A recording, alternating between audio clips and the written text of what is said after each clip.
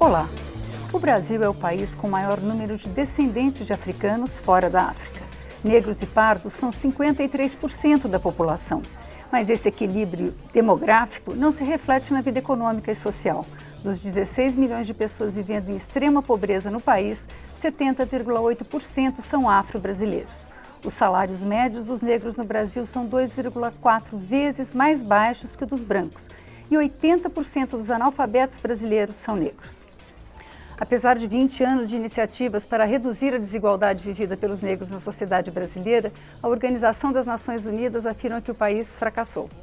De acordo com o Conselho de Direitos Humanos da ONU, não foram superadas a discriminação, a exclusão e a pobreza. A entidade denunciou ainda a criminalização dessa população.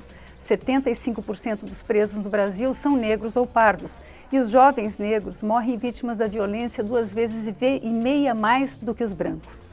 O Expressão Nacional vai discutir as propostas para mudar essa situação com a deputada Benedita da Silva, do PT do Rio de Janeiro, o presidente da Fundação Palmares, Erivaldo Oliveira da Silva, a deputada Thieron, do PRB da Bahia, e a ativista Dora Lúcia de Lima Bertulho, doutora em Direito especializada em Relações Raciais.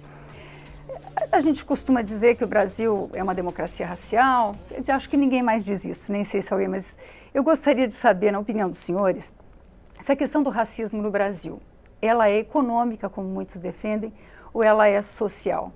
A gente vê esses números da pobreza que atinge mais duramente a população negra, mas também vê casos de ofensas raciais. As redes sociais desmascararam um universo de problemas raciais, de cor, né, das pessoas terem preconceito de cor. Eu gostaria de saber qual a opinião dos senhores. Deputada Benedita, a senhora poderia começar? Olha, essa discussão é uma discussão quase que secular, desses 500 anos de Brasil, onde nós tivemos grandes movimentos que foram vistos naquele momento como movimentos revolucionários, e o foram, mas que até influenciou numa abolição. O fato de ser escravo fez com que pudesse, dentro da sociedade brasileira, achar que a questão do preconceito, do racismo, é mais social do que mais racial. Mas a verdade é que, socialmente, evidente que a maioria da população negra vive nessas condições das quais você detalhou perfeitamente na abertura do programa. Agora, com relação à discriminação, com relação ao fato da invisibilidade dessa população negra, isso é racismo, isso é preconceito, e isso é o que nós estamos ainda debatendo na sociedade brasileira, porque não deveríamos estar mais debatendo na medida em que nós somos maioria. Mas mesmo assim você vai encontrar, na questão da desigualdade existente no país, você vai encontrar a população negra que é a mais desigual. Mas o racismo, por incrível que pareça, para algumas pessoas, ele é identificado até em negros, que é um percentual muito baixo, mas até em negros que são tem uma ascensão social, economicamente bem-sucedido, mas, no entanto, você vai verificar que existe um tratamento realmente diferenciado por conta da cor da pele dele. Isso é uma constatação que nós temos. Sr. Erivaldo, como é que o senhor vê essa questão? Olha, veja bem, boa noite a todos os telespectadores. Uma coisa importante, houve avanços nesses 2 séculos, aconteceram alguns avanços. Mas o que é que acontece com a questão do racismo hoje no Brasil? A criança, ela não nasce preconceituosa. Ela aprende o preconceito no seio da sociedade. E o que é que a gente vê, pelo menos nos últimos 20 anos? Uma série de leis, mas que não saíam do papel. Nós temos a Lei 10.639, que está completando 13 anos, nunca saiu do papel. Nunca foi instituído verdadeiramente nas escolas o ensino afro-brasileiro. Muito discurso e pouca ação. O que é que acontece com a Lei 10.639? Nunca houve vontade política de tirar do papel. Nós, da Palmares, estamos lançando, agora no dia 20 de novembro, um livro para ser distribuído no Brasil inteiro, para ser aplicado dentro das escolas. Nós não tínhamos políticas públicas dentro da Palmares para as comunidades. Nós temos comunidades completamente abandonadas. Por quê? Porque não existia políticas públicas, existia apenas o discurso. Não é? O racismo no Brasil, ele é evidente, sim. Ele é muito da cor da pele, também. E muito econômico, sim. Agora nós temos que fazer uma ponderação. Nos Estados Unidos e em alguns países, o racismo é pela cor da pele. O racismo nos Estados Unidos é pela cor da pele. Colin Powell, que era o homem mais poderoso dos Estados Unidos, ele não morava em certos bairros de Los Angeles, porque só morava branco. Aqui, muitas vezes, o cara que é bem endinheirado, que é bem sucedido economicamente, ele mora em qualquer lugar. Portanto, por ele morar em qualquer lugar e por ele ter acesso a tudo, ele esquece dos seus amigos, irmãos que estão habitando a favela. Ele não se engaja politicamente. Outro dia eu tive um debate aqui na universidade com alguns jovens e alguns deles me diziam assim, nós não queremos o negro na academia, porque o negro na academia, ele cresce dos seus irmãos. Nós não podemos esquecer nossos irmãos. Não é porque a gente frequentou a economia, não é, a universidade, não é porque a gente fez doutorado, mestrado, que nós vamos esquecer os irmãos que sofrem. Então, não é dessa forma que nós vamos reduzir o preconceito no Brasil. E o preconceito no Brasil, ele é muito camuflado. Né? Eu costumo brincar e dizer que ninguém é preconceituoso, até que chega um negão e senta na sala, no sofá da família. Aí o preconceito vem à tona. Então nós precisamos tirar as máscaras, nós precisamos tirar a democracia racial que tudo terminava na quarta-feira de cinzas. Né? A gente precisa dar um basta, um ponto final, tudo isso. Mas como é que nós vamos aprender isso? Nós não vamos ensinar nossas crianças que ter cabelo crespo é lindo, que ter nariz chato é lindo, quando ele abre o livro de história e ele não se vê representado. Ele tem que abrir o livro de história e se ver representado. Outro dia eu estava num debate com alguns professores aqui de Brasília e eles me diziam, mas tem que capacitar os professores de história no ensino afro-brasileiro. E ele estudou história. E a história do Brasil conta a história dos heróis e heroínas negros, que muitas vezes eles esquecem. Então eu não vou ensinar a história afro-brasileira, que a nossa história, ela já é o ensino de todas as 3 raças que compuseram o Brasil. Então, a gente tem que implantar urgente o ensino afro-brasileiro nas escolas. Eu quero depois conversar um pouquinho mais sobre essa questão da educação, mas, deputada Tcheron, como é que a senhora vê a questão do racismo no Brasil? É crime, ele é hediondo, ele é repugnante, porque nenhum ser humano, quando nasce, ele nasce para decidir ou determinar a cor da sua pele com menos ou com mais melanina. Quando você traz esse recorte econômico-social, que é a população do Brasil, eu que venho de um estado como a Bahia, né, e eu gosto muito de dizer que é a terra-mãe do Brasil, juntamente com o meu presidente aí, Arivaldo, ele sabe o que é ser dentro de um estado onde esse embrião, né, decola para os demais estados dessa nação. Há uma preocupação enorme, porque apesar dos 20 anos e os avanços todos que nós temos, se observa, como a deputada Benedita da Silva aqui declarou, que o negro, ainda que ele tenha dinheiro, ou a negra, ainda que ela tenha dinheiro na bolsa, ela não vai deixar, ele não vai deixar, ou não vai se isentar, ou não vai conseguir se desvencilhar do racismo que é latente nesse Brasil. E ao mesmo tempo que ele é latente, se nega a ele. Nós não somos racistas, não existe isso, é conversa de preto. Eles mesmos promovem esse racismo contrário. Então há uma ambiguidade. Ora, se não existe o racismo, então não tem nem o que se discutir, muito menos o que se combater. Então, por que nós temos uma procuradora dentro de uma universidade, lá no sul do nosso país, que é no Paraná? Por que um aparelho de Estado como é a Fundação Zumbi dos Palmares? Por que nós não podemos incinerar a história? A história, ela não nos nega uma realidade que vivemos nos dias atuais. E o que se diz dessa história? Que a única raça, que o único povo que foi de fato escravizado foi o homem e a mulher negra. Então, quando se quebra essas correntes, né, há séculos passados, aí, quando nós chamamos aí da abolição, você tratou sobre a democracia racial, se fala muito sobre isso. E é de fato por trás, ou por dentro disso, como eu gosto de dizer, é a negação desse crime.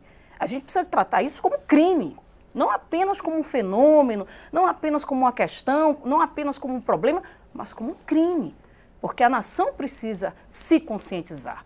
E é exatamente nesse mês de novembro, é exatamente nessa data, onde nós trazemos tudo isso, porque não importa quando o negro ele apenas tem essa ascensão, que vai eximir dessas problemáticas ou dessas variáveis que o atingem.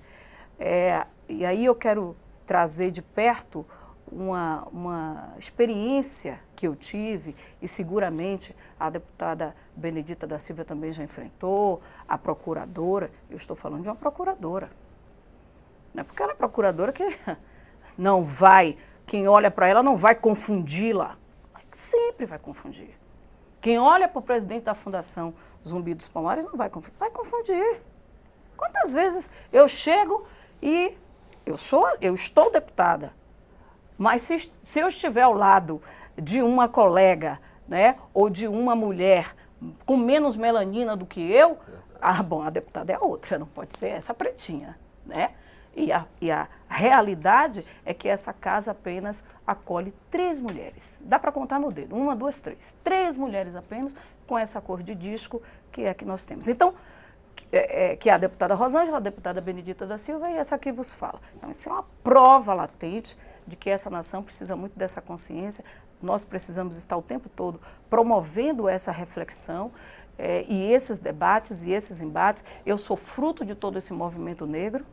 Importa dizer isso, eu sou fruto dessa luta encampada por mulheres como Benedita da Silva, para que estivéssemos aqui, da qual eu sou muito grata, por isso eu tenho que fazer o meu dever, presidente. O senhor estava dizendo aqui, ora, o negro quando ele ascende, ele precisa lembrar dos demais negros. Ou seja, traduzindo, me permita, quando ele passa pela porta, ele precisa proporcionar com que tantos outros e outros passem também. Ele não pode fechar essa porta, não pode pôr uma trava nessa porta. E o que é que nós estamos falando? O que nós queremos trazer com isso? É que ele esteja na universidade, é que ele esteja na faculdade, é a forma de quem chegou poder contribuir para que tantos outros cheguem, porque senão estaremos na mesma condição de contar no dedo o número de negros e negras que estão nesses espaços de poder. Professora Dora, a deputada Thieron, ela lembrou uma questão, eu queria que a senhora comentasse a questão do racismo, mas com uma observação. Muitas vezes, quando a gente fala em racismo, em política de cotas, em políticas afirmativas, as pessoas, vocês estão promovendo o ódio social, vocês estão criando um problema onde não existe. Por favor. Pois não. Bem, boa noite então a todos.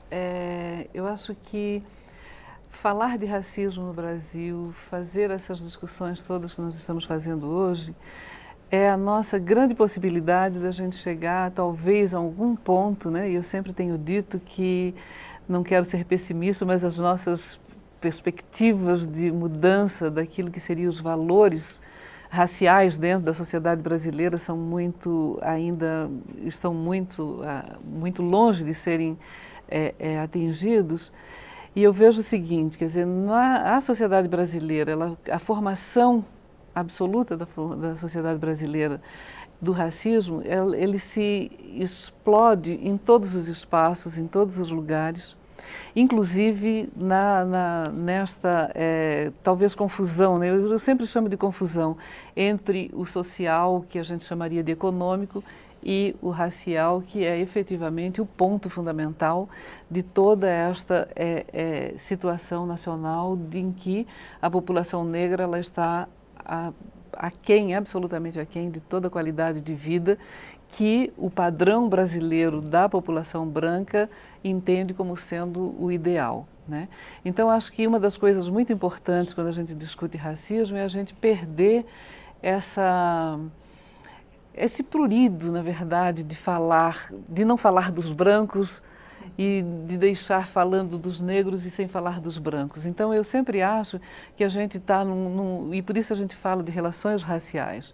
Quer dizer, nós temos que trabalhar e conversar nessa sociedade sempre pensando nos brancos e nos negros, porque todo o movimento do racismo e toda a qualidade de vida da população branca, por ser negra, perdão, da qualidade da população negra por conta do racismo, ela está sempre fazendo parâmetro com aquilo que é o benefício ou os menos obstáculos ou as benesses que a população branca tem.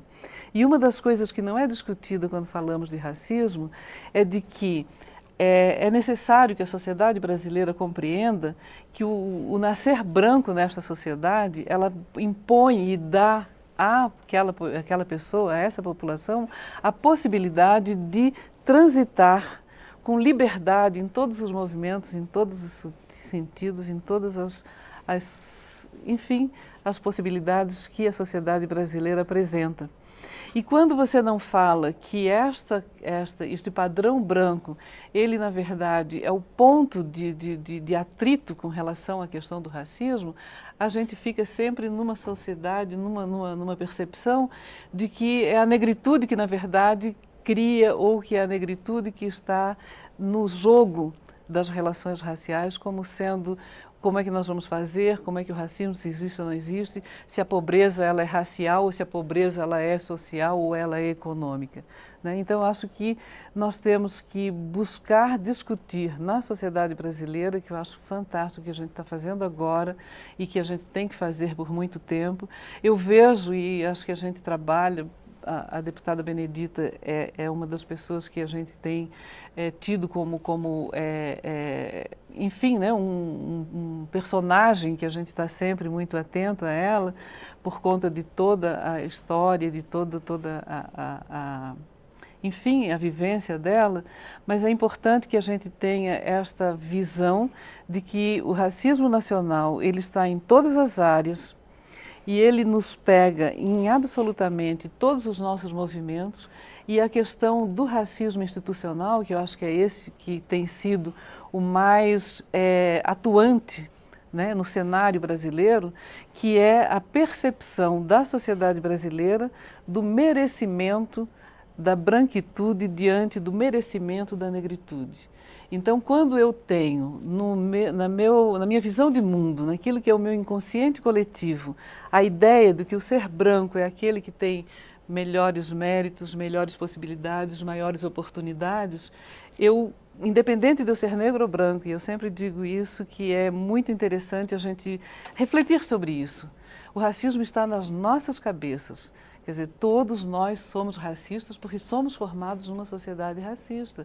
E nesse sentido, não é o branco ou o negro ou a negritude ou a branquitude que traz o racismo como sendo um dos componentes mais deteriorantes da sociedade brasileira. É, na verdade, a sociedade brasileira que recebe essa formação, recebe esses valores e, ao receber esses valores, ela responde desta forma de entender o merecimento a partir da sua proximidade com a branquitude, ou seja, quanto mais branco eu sou, mais eu tenho possibilidade de me virar, digamos assim, socialmente e ter menor obstáculos para a minha vivência. Quanto mais escuro, quanto mais negro, eu tenho menor possibilidade. Daí eu queria, terminando, para não ficar tomando muito tempo na discussão e oportunizando, né, a todos a gente conversar, tem uma coisa que é muito importante em tudo isso e que daí acho que quando a gente for conversar sobre ações afirmativas, sobre a possibilidade das cotas e sobre o mérito e o merecimento ou não daquilo que se está tratando quando fala de cotas, o que é necessário que a gente busque, que reflita, é exatamente buscar o limite daquilo que seria o ser negro e o ser branco. Hoje nós temos uma dificuldade imensa que é falsa, que é da democracia racial falsa, né? Porque a senhora perguntou, será que a gente ainda conversa sobre democracia racial? Esse é o ponto que a sociedade brasileira se senta e se acomoda, de que todos nós, de alguma forma, somos miscigenados, de toda forma nós somos descendentes, de alguma forma, de população negra, mas que não é essa miscigenação ou esta formulação mais miscigenada da sociedade, não traz absolutamente nenhum ganho para a população negra, por menor que seja a miscigenação que ela eventualmente tenha. Então, acho que a gente tem que, ao conversar e ao fazer discussões a respeito do racismo, nós temos que buscar, primeiro, essa reflexão e esta apreensão do nosso racismo, que eu acho que esse é o ponto, de que nós somos formados numa sociedade racista, para que então a gente possa discutir e tentar de alguma forma superar esse racismo que está impregnado em todos nós. Então, o nosso papo, a nossa conversa, a nossa possibilidade, ela tem que partir desta apreensão primeira de que a sociedade tem essa valoração, né, da inferioridade da população negra, e a partir daí eu posso então fazer proposições mais abertas. O primeiro passo de superação não seria o que o professor Elivaldo falou, de ter uma educação que a gente aprendesse história da África, a história da cultura, das culturas africanas, que é um universo todo que é absolutamente desconhecido. E esse foi um tópico muito criticado quando se propôs o currículo mínimo, né, para o ensino brasileiro, que ainda está em discussão, o currículo, a base curricular nacional. Quer dizer, muita gente questionou, como assim, vamos parar de estudar a Europa e vamos estudar a África só? Gostaria de saber disso. Olha, antes eu queria me falar da professora aqui, a nossa mestre, né, que tem uma bagagem evidente que eu não tenho na área do conhecimento, do estudo. Mas tem uma coisa que eu sempre disse e vou continuar dizendo, que nós não temos problemas. Nós, os negros brasileiros, não temos problemas. O problema é da sociedade brasileira como um todo. Exatamente. Então, se é da sociedade brasileira, da qual eu me incluo, eu estou excluída e vou enfatizar para os estudiosos: a cor da pele pesa neste país. Porque se você é rico, é negro, eu já tive a oportunidade de assistir você ter que entrar quase que um mandato de segurança para que você possa ter, né, acesso a determinados espaços, inclusive no apartamento chiquérrimo, caríssimo que você tem, que você possui. Uhum. Eu tenho um exemplo rapidíssimo. A Célia trabalha comigo há 17 anos.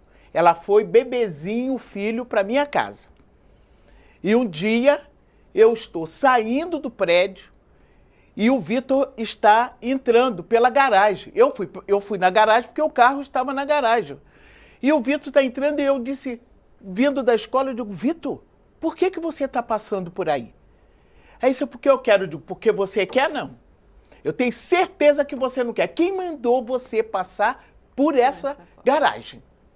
Você não está com compra, não está com cachorro, não está com um embrulho enorme, você está com o seu material. E por que você? Você vai ter que me dizer. Se eu pegar, eu disse a ele, se eu pegar você subindo, passando pela garagem, eu vou ter que ir na reunião do síndico aqui e levar você comigo. O que é isso? Eu estou dando a consciência para o Vitor de que ele não tem que aceitar de que aquele que está lá na portaria, que recebeu ordens, não veja na cor da pele dele o impedimento para ele passar pela porta social, porque ele não trabalha na minha casa. Ele é o filho da pessoa que trabalha na minha casa. Então, ele deve passar assim como a pessoa que trabalha na minha casa. Então, não levar em conta essa questão da cor da pele, nós ficaríamos aqui dando vários exemplos. Mas o que eu penso da educação brasileira é que não basta apenas que nós tenhamos um estudo da história da África. Exatamente. Nós temos um grande legado, um legado de reconhecimento, um legado de aprendizado, onde nós sofremos muito mais um atraso na questão de ter o conhecimento geral das nossas etnias, maior do que o outro. Aí nós temos que dizer do branco, sim, porque o branco tem um legado enorme, europeu, e que veio e que formou a sociedade brasileira, que, por ser miscigenada, né, se arrumam 1000 desculpas para que você não tenha uma formação. Vamos ver. Eu não quero chegar na questão da Fundação Palmares, porque a Fundação Palmares, eu fui relatora da Fundação Palmares, da criação da Fundação Palmares, e tenho um carinho muito grande pela Fundação, tive a vida inteira. E a Fundação Palmares, ela era o único instrumento naquele momento que se poderia introduzir, ainda era o Sarney, o presidente da República, que poderia falar alguma coisa relacionada à questão racial.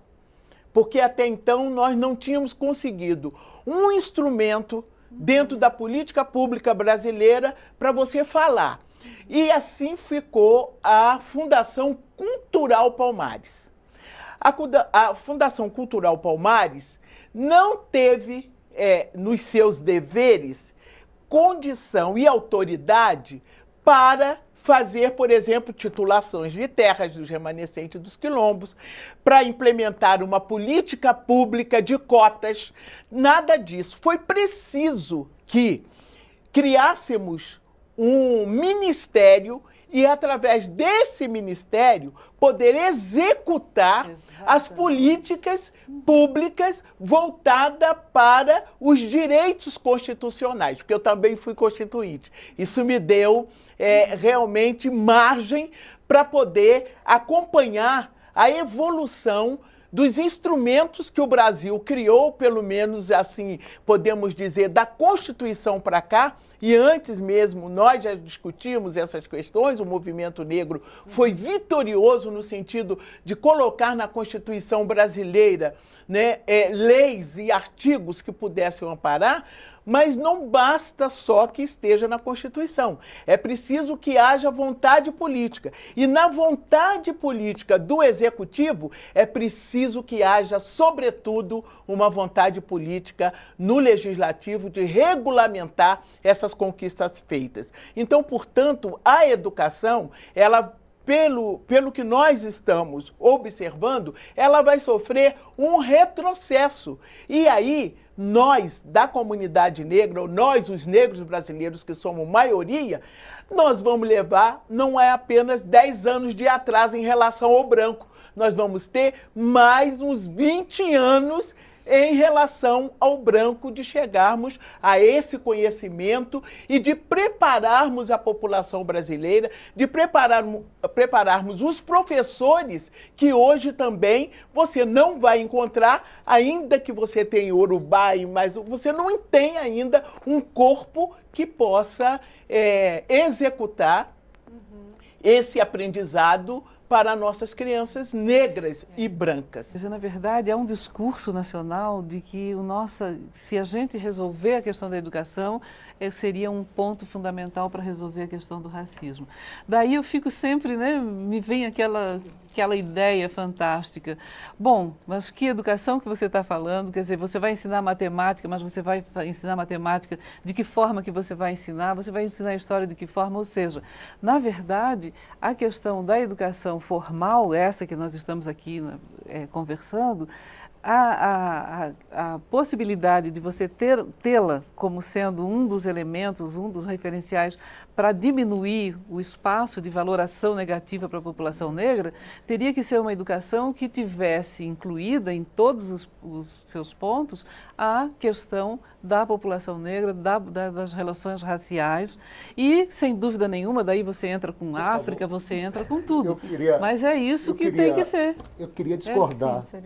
Eu queria discordar dessas colocações pelo seguinte. Eu não enxergo outras formas de você promover mobilidade social sem educação. Tá? A cada ano estudado, você melhora o seu salário em X, em Y, em Z. Eu não vejo outra possibilidade de você promover mobilidade social sem educação. Tem um historiador lá na Bahia, que você conhece muito bem, deputada, chamado Cid Teixeira. Cid Teixeira, na época da discussão das cotas raciais, né, porque a cota, todo mundo é a favor das cotas nos Estados Unidos, mas é contra no Brasil. Né? Na época da discussão das cotas, e ele defendendo as cotas, e é um historiador branco, né, mas maravilhoso, ele defendeu as cotas dizendo assim, a universidade no Brasil, ela já foi muito mais negra alguns anos atrás.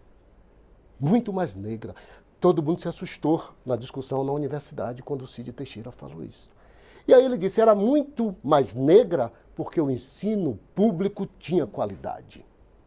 E as pessoas que ensinavam e estudavam em colégios privados, a gente chamava até de fábrica na época, porque a escola pública, o Dom Pedro II lá no Rio, deputada, o Colégio Central na Bahia, o Severino Vieira na Bahia, eram colégios de qualidade. Consequentemente, as pessoas chegavam na universidade, tanto que Dorival Caymmi cantou Bahia, a terra do preto doutor, porque as pessoas estudavam. Hoje, você entra na Universidade Federal, você não vê isso, né? Por quê? Porque o menino está numa escola pública sem nenhuma qualidade.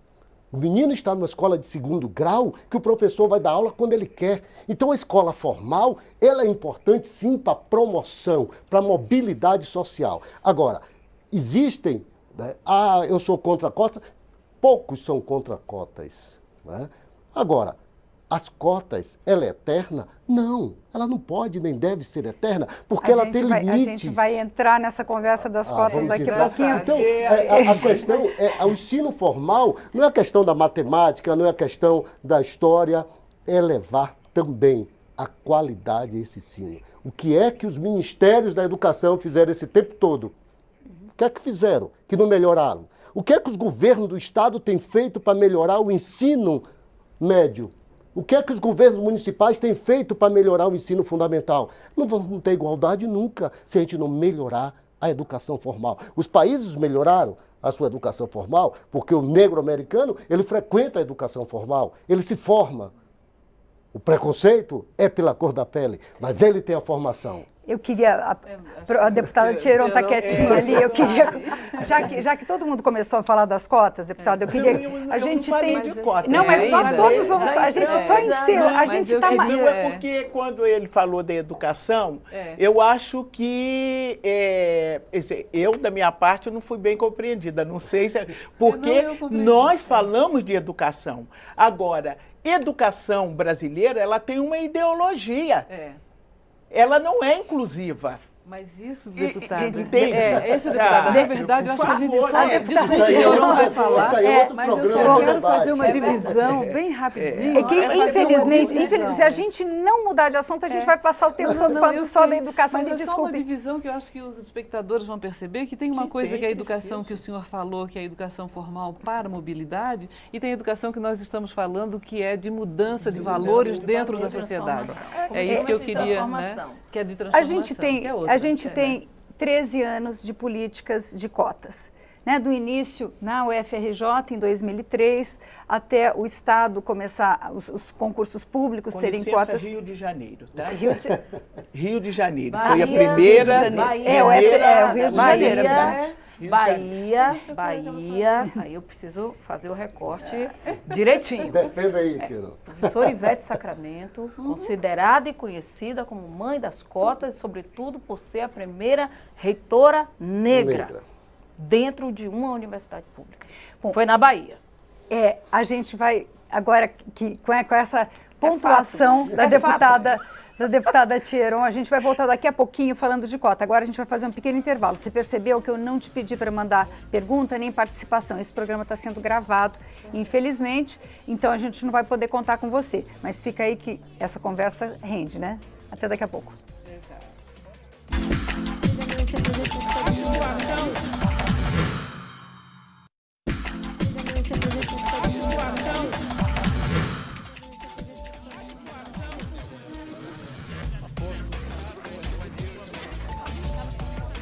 Expressão Nacional está de volta. Hoje nós estamos conversando sobre racismo no Brasil com a deputada Benedita da Silva, do PT do Rio de Janeiro, o presidente da Fundação Palmares, Erivaldo Oliveira da Silva, a deputada Thieron, do PRB da Bahia, e a advogada Dora Lúcia de Lima Bertulho, doutora em Direito especializada em Relações Raciais. Eu começo pedindo desculpas à deputada Benedita, porque eu falei que a primeira instituição que teve as cotas, a primeira universidade foi a UFRJ, não foi a UFRJ, foi a Universidade Estadual do Rio de Janeiro, quando a deputada era governadora do Rio de Janeiro. E agora eu queria voltar com a Thieron. Como é que a senhora vê esses 13 anos de cotas? Se ela permitiu algum avanço, se a senhora vê possibilidades, quando a gente fala de cotas nos Estados Unidos, a gente fala de cotas com auxílio econômico, por exemplo, para o aluno continuar na universidade, cotas para as empresas privadas contratarem negros. Como é que a senhora vê essa possibilidade para o Brasil e o que é que a gente fez até hoje? Primeiro, importa que se fale da importância de estabelecer cotas. Cotas, ela funciona como uma fonte de oportunidade. É a primeira porta que se abre. Eu, a deputada Benedita da Silva, demais mulheres hoje com assentos nas casas legislativas, estamos porque houve ali, de forma genérica, eu estou trazendo aqui, não é? Que fosse estabelecido o instrumento de cotas. Sem esse, nós não teríamos a capacidade de concorrermos, de sermos votadas ou de termos, portanto, um assento no parlamento. Então, perceba da importância desse instrumento chamado de cotas. Quando a gente traz para a questão das cotas raciais, eu aí também quero instigar o telespectador. Que instrumento melhor se estabeleceu para essas políticas dentro do Brasil de acessibilidade aos negros e negras? Desses últimos 13 anos. Então, sempre será esse primeiro instrumento o instrumento de política das cotas. Eu defendo, eu acredito, porque é nela que se dá a possibilidade e a condição desses meninos e meninas terem, de fato, a comprovação do seu rendimento escolar, da sua produtividade, do seu conhecimento. Nós temos grandes cientistas hoje revelados a partir desse instrumento de cotas, que sem ele nós não teríamos a menor possibilidade de conhecer. Né? Eu tenho a maior honra de estar aqui hoje nessa banca, desfrutando de grandes intelectos e sabe do que eu estou dizendo. O Brasil sempre foi uma máquina de incinerar gente. E as primeiras pessoas sempre foram os negros e negras. Então, quem critica cotas precisa parar e fazer uma reflexão séria e profunda e dar um mergulho mais uma vez na história e perceber que nenhum outro aparelho foi estabelecido para isso. Eu estava conversando com a deputada Benedita da Silva, trazendo um pouco para a Bahia, porque eu me lembro, e eu estava recém-chegada na Câmara Municipal de Salvador, uma das casas legislativas mais antigas do país. Nunca recepcionou uma negra vereadora dentro daquela casa. Mas por quê? Os partidos políticos, né? Por isso que eu falo da questão mais genérica da questão de cotas. Os partidos políticos nunca se preocuparam, nunca tiveram este cuidado. A partir do momento que eles tiveram cuidado, e hoje são punidos, são impugnados, e eu falo também sob o ponto de vista de ser uma presidente de partido, e esse cuidado a gente precisa ter. Quando eu saí, Benedita, hoje tive o cuidado de colocar 2 mulheres negras com pertencimento e com identidade, sem crise dessa identidade racial, sem essa crise, mas sabendo do seu lugar, tendo esse pertencimento e tendo essa identidade, para poder acreditar nesse instrumento de cotas, que ele é importantíssimo para a nossa sociedade. De modo que esse parlamento, eu sinto que há um travamento nesse Congresso. O Congresso teve a competência de elaborar o Estatuto Racial, depois aprovar e depois ter ele sancionado. Esgotou-se as pautas, as discussões e os debates, porque estabelecemos o Estatuto da Igualdade Racial, não se tem mais nada para se tratar, para se falar a partir disso. Por que nessa casa não se tem uma comissão também como instrumento para continuar essa valorização desse tema e desse debate e dessa discussão? Não apenas no mês de novembro, mas durante os 4 anos que passarmos aqui. Então, é um reconhecimento que aqui eu faço como parlamentar, recém-chegada a esse congresso, com aproximadamente um ano e alguns meses, ainda por completar 2 anos, mas que eu sempre preciso estar tocando nessa ferida e não abro mão de estar abrindo essa ferida, não é? Cuidando dela até ela sarar, que é trazer esse instrumento para que haja um debate legítimo dessas questões raciais que nós temos ainda no Brasil. A importância da criação de uma comissão que trate das nossas questões, ela se faz presente.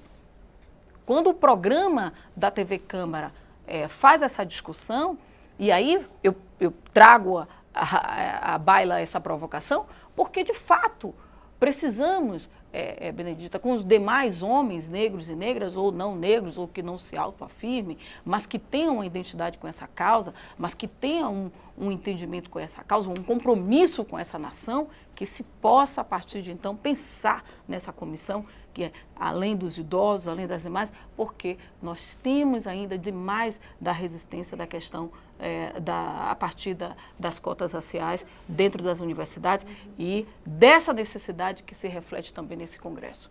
Então, esse é um debate que a gente não pode abrir mão. A senhora concorda que o Congresso resiste a discutir a questão racial no Brasil?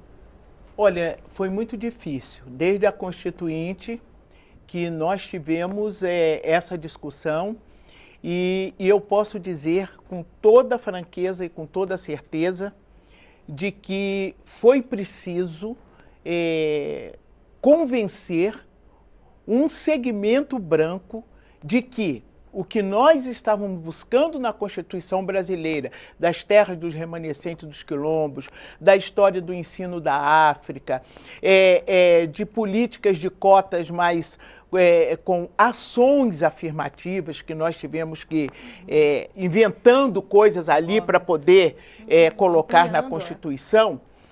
E nós tivemos grandes dificuldades. Por quê? Porque nós temos um Congresso, sempre foi, né? Sempre foi, eu estou dizendo que sempre, porque ainda não temos equidade ainda, nem de gênero e muito menos de racial, no Congresso brasileiro. Então ali nós estávamos diante de pessoas que não tem racismo no Brasil, que no Brasil não existem essas coisas, que nós estávamos querendo dividir a sociedade brasileira, que a única coisa que era um pouco diferente eram os indígenas, um pouco diferente, mas também são brasileiros. Então, diante desse fato, você trabalhar para que se regulamentasse, porque na verdade as cotas veio como ação afirmativa, que é uma questão constitucional, ela não é inconstitucional.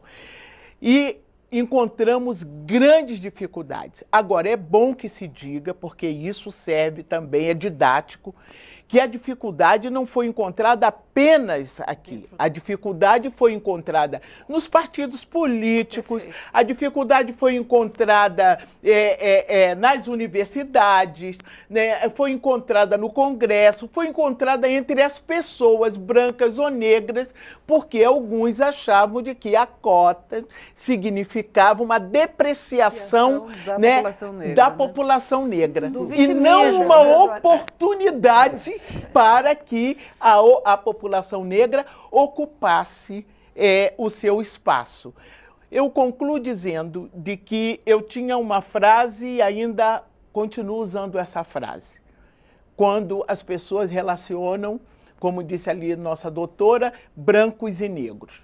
Eu só digo o seguinte, os brancos no Brasil sempre tiveram as suas cotas. Claro. Por isso, eles não reclamavam.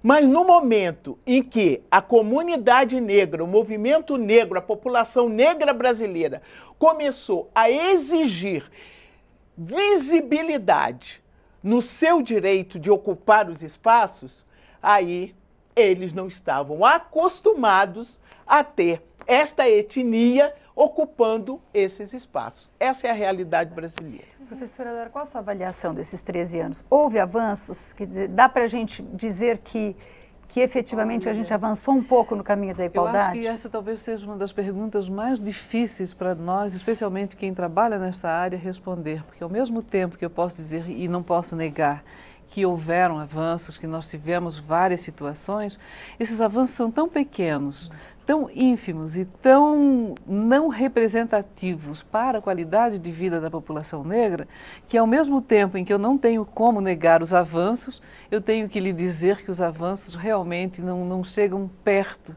daquilo que seria necessário para se iniciar uma sociedade que tivesse pelo menos a respeitabilidade à população negra para que ela pudesse ter os seus espaços. E daí a gente falando de cotas, por exemplo, que é o que a gente está falando, quer dizer, toda a discussão, e no intervalo a gente falava, né? Quer dizer, uma das grandes revoluções que esse país teve foi exatamente a discussão de cotas. E pasme, por que a questão das cotas se tornou uma revolução nesse país?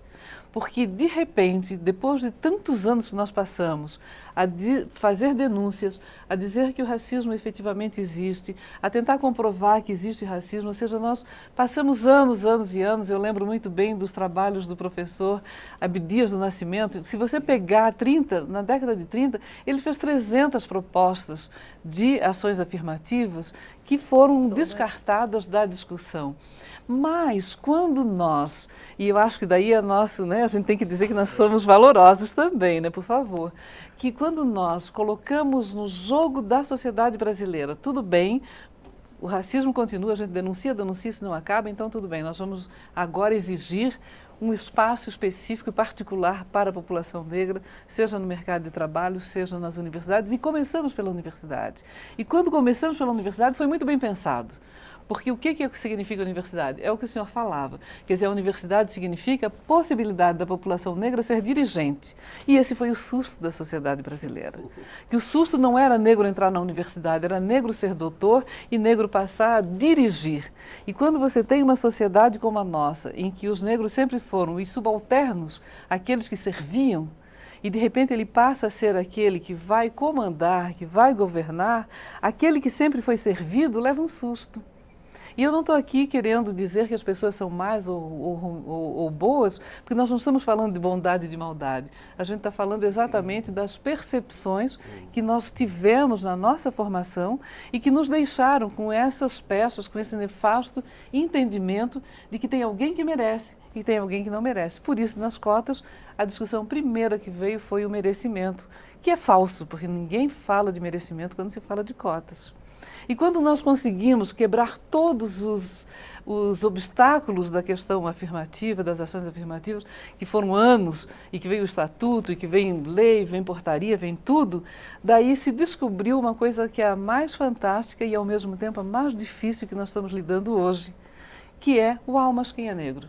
De repente se esqueceu, não se tem mais a ideia, e quando você traz a ideia, esse corte, né? De que cotas para negros tudo bem, mas negros são os pardos e pretos, mas quem são esses senhores? Quem são essas senhoras? E daí abre uma discussão que ela é terrível para a nossa possibilidade de manutenção, tanto que hoje nós temos essa que eu achei assim alguma coisa fantástica de avanço, de sair uma portaria, uma instrução normativa como essa, porque essa é a discussão que hoje está sobre os conselhos que vão decidir. Sim, que essa é a discussão que acabou ficando o problema para as cotas. Eu não posso pôr cotas porque eu não sei mais quem são. Eu gostaria que o professor Edivaldo comentasse isso. Porque, no fim, hoje o governo decidiu que as pessoas, a lei determina que é negro quem se autodeclarar negro.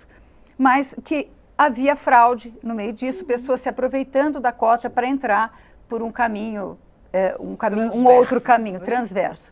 E agora o governo criou um comitê que vai decidir, numa entrevista, se a pessoa é ou não. Agora, isso coloca dificuldades também, porque complicado. Quem é que vai dizer, professor, ele vai? Veja porque bem, a cor da pele... A cor da pele fala muito mais. Eu queria ainda comentar essa questão de cota, até para repetir na deputada Benedita, né? Para ser bem didático, até para quem está nos assistindo, porque a gente fala em cota, e as pessoas em casa discordam. Porque não são esclarecidas, né? Não estão devidamente dominando o assunto. Então a gente precisa ser didático com o telespectador. Ora, Eu costumo dizer, até na época das grandes discussões e em minhas salas de aula, eu sempre coloco, eu digo sempre para defender as cotas. Imagine você trabalhar 300 anos de graça para um patrão, é colocado na rua, sem direito a uma indenização, jogado na sarjeta, passa 200 anos e esse Estado não lhe indeniza. Né? Esse Estado não lhe indenizou. A cota é essa indenização. A cota é o tentar igualar todos, porque é uma corrida de 100 metros raso que o branco já saiu 80 metros na frente. Exato. Então eu preciso igualar. A cota, ela não vai ser eterna, mas eu preciso igualar. Eu preciso igualar as oportunidades. E no momento que eu igualo essas oportunidades, né, aí cada um vai ser por si. Porque o que nós precisamos é igualar esse atraso que nós vivemos durante todo esse tempo, com ensino ruim, jogado na sarjeta, jogado de todas as formas, sem emprego, sem altivez até para levantar a cabeça perante ao patrão, deputada. Então a gente precisa fortalecer isso. Até valorizando a cultura afro-brasileira, eu costumo dizer que essa autoestima, ela está em todos os níveis. Isso parte do meu coração, entrando um pouco na questão da Palmares hoje, e a procuradora, a doutora Dora, sabe muito bem disso. Isso me corta um pouco o coração, porque não adianta só eu discutir a questão do racismo, porque o racismo passa por muitas etapas. E variáveis, O racismo passa também pelo respeito à minha manifestação religiosa, que a gente está vendo no Brasil inteiro, os terreiros, as religiões de matriz africana serem apedrejadas, queimadas, como aconteceu aqui em Brasília, né? E no Brasil inteiro, a gente está vendo nos morros lá do Rio, famílias inteiras sendo expulsas do morro por professar uma fé. Então, o racismo ela tem várias nuances. Inclusive, esse respeito às religiões. Nós lançamos um filme agora, deputadas e doutora Dória, que é um filme na Palmares chamado Filhos do Brasil, que esse filme é sobre a intolerância religiosa. Que é mais racismo do que isso? Agora, eu não queria terminar o programa sem falar, a gente está com 6 minutos para terminar o programa, mas falar de uma questão que é o nosso futuro, que é a juventude. Os jovens negros morrem 2,5 vezes mais do que os jovens brancos. E a senhora citou o professor Abdias do Nascimento. Em 1949, ele falou que a polícia estava criando o delito de ser negro. Independente da violência policial ou não, mas a violência social atinge o jovem negro de uma maneira mais brutal. Né? Nós recentemente tivemos a chacina em São Paulo, 5 jovens negros morreram de uma maneira brutal. Eu gostaria que os senhores falassem sobre isso muito brevemente. Eu gostaria até de finalizar falando sobre essa questão, porque eu tenho viajado o Brasil inteiro, inclusive amanhã eu estou em Alagoas fazendo um seminário sobre essa mortalidade dos jovens na periferia. Né? O que é que acontece? O Estado está dando poucas oportunidades nas periferias. O Estado não está chegando. E a gente precisa entrar nessa periferia para resgatar nossos jovens, para tirar os jovens de situação de risco. Poucas políticas públicas exigem para esses jovens da periferia. Consequentemente, o caminho mais fácil é a droga. Consequentemente, o caminho mais fácil é morrer aos 20 anos. Deputada Tcheron. As drogas, professor, ela não exige formação, né? Ela não exige nenhum tipo de especialização, ela não exige dos nossos jovens nada, a não ser a sua vida, que tem prazo de validade. Isso é as drogas na nossa nação brasileira. É perversa, é cruel e é nefasta. E precisamos entender a política de Estado, que inclusive o senhor trouxe aí, né? Que hoje se confunde muito com a política de governo. E esse é um problema grave e sério, porque está chegando na ponta dos nossos meninos, mas esquecem que nós vamos perder uma força do trabalho. Você chamava a juventude de futuro. Eles são o hoje. Eles são o hoje. Estamos perdendo uma força de trabalho importantíssima. A polícia, quando vê um menino negro, para ele já considera um perfil que já suspeito, já é suspeito. Olha, mas por que é suspeito? Verdade. Pela sua melanina. Nessa casa, eu queria só lembrar que a nossa deputada, que foi Rosângela, que foi a relatora, nós tivemos uma CPI, né, e durante as audiências públicas dessa CPI, dos jovens negros que estavam sendo assassinados, nós recebemos uma cartilha que é passada pelo comando militar, dando o perfil dos suspeitos. E estava lá claramente. Nós ficamos apavorados com essa questão colocada lá. Cartilha de orientação dentro dos quartéis. Qual é o perfil? Do suspeito. Então, o perfil do suspeito é jovem, era com tatuagem, quer dizer, tatuagem tem branco, mas de boné, de tudo isso, nós ficamos apavorados. Então, ainda persiste dentro da formação e da orientação militar, no caso da polícia, que deve nos dar segurança, um perfil que está direcionado para o jovem negro. E isso se estende até o chamado adulto negro. Ele pode estar em qualquer lugar que ele é um suspeito. A mãe vai ter que dizer ao filho, olha, não use boné. A mãe vai ter que dizer, boné. No frio você, por favor, não use um casaco de capuz. Eu sou mãe. Eu tenho um filho negro, né, mais velho, de 20 e poucos anos. E eu vou dar esse tipo de orientação a ele, do que ele deve vestir, justamente para ele não cair, né, nessa cartilha, no perfil suspeito estabelecido pelo braço armado do governo. Agora, isso é uma coisa que é importante e acho que a reflexão é muito interessante nesse sentido das forças de segurança contra a população negra, que, na verdade, ela foi... E daí acho que esses são os estudos que a gente tem que são bastante interessantes de refletir, porque no período escravista, ou seja, ainda no período escravista e na sequência da mudança para o período pós-escravistas, as polícias e todo o sistema de legislação, e daí eu diria que o Estado brasileiro, essa responsabilidade que o senhor fala da questão de quando a gente vai argumentar sobre políticas afirmativas, o Estado brasileiro e o direito brasileiro foram os primeiros e os mais interferentes na formação do racismo nacional e muito especialmente da perseguição da população negra. Se você pegar a legislação do século XIX, você vai perceber que todas as leis abolicionistas, desde a ventre livre, desde o sexagenário, desde da própria lei de finalização do tráfico negreiro, ele dizia, o sexagenário, aos 60 anos, a partir de 60 anos você não vai ser mais escravo, mas vai viver sob a tutela da polícia por mais 3 anos, não vai poder sair do seu espaço de domicílio por mais 5 anos e se for pego em qualquer lugar sem que esteja numa atividade, e essa atividade sem dúvida nenhuma uma atividade para a população branca, será encaminhado para a polícia. Então há na verdade uma formação, né, histórica, política, jurídica do Estado brasileiro de perseguição do indivíduo negro a partir da sua negritude.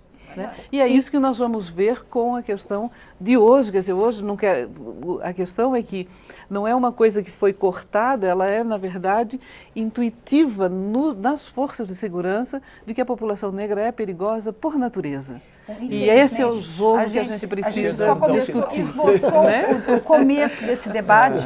A gente espera que o Congresso continue discutindo isso e levantando essas questões. Importante. Eu agradeço a presença dos senhores, mas a Expressão Nacional termina aqui. Você pode rever este ou outros programas na nossa página, câmara.leg.br/Expressão Nacional. Nós também estamos no YouTube. Obrigada pela audiência e até a próxima.